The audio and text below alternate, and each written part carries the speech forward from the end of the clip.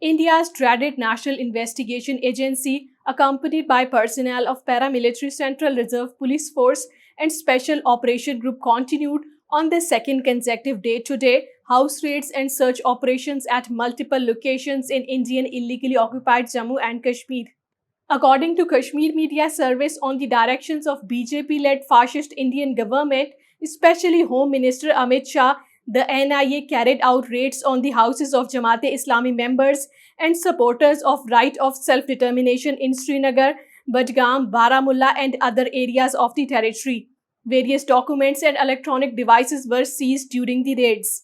Hurriyat leaders and organizations including Jamil Ahmad, Muhammad Farooq Rahmani, Jammu and Kashmir Muslim League and Jammu and Kashmir People's League in their statements strongly condemned the imposition of ban by the Modi's Hindutva regime on schools run by the Jamaat-e-Islami affiliated Falai-Am Trust in Kashmir.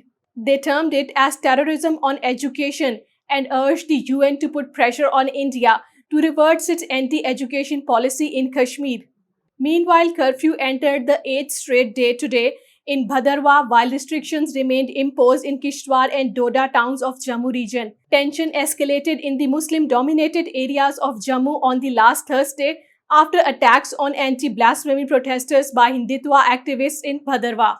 Having finalized the delimitation drama with an aim to gerrymander the future results of the election for the Kashmir Assembly, New Delhi has tasked its election commission with fiddling with the electoral rolls in the name of revision of the voter lists in the territory. In this regard, directions for appointment of officials affiliated with Hindutva ideology of ruling RSS and BJP have been given.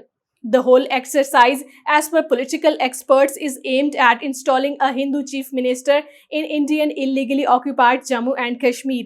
APHC General Secretary Maulvi Bashir Ahmad Irfani and Hurriyat leader Syed Bashir Andrabi in their statements issued in Srinagar greeted newly elected convener of APHC-AJK Mahmood Ahmed Sagar and other office bearers and hoped that they would more vigorously highlight the Indian oppression in Indian illegally occupied Jammu and Kashmir at all international levels.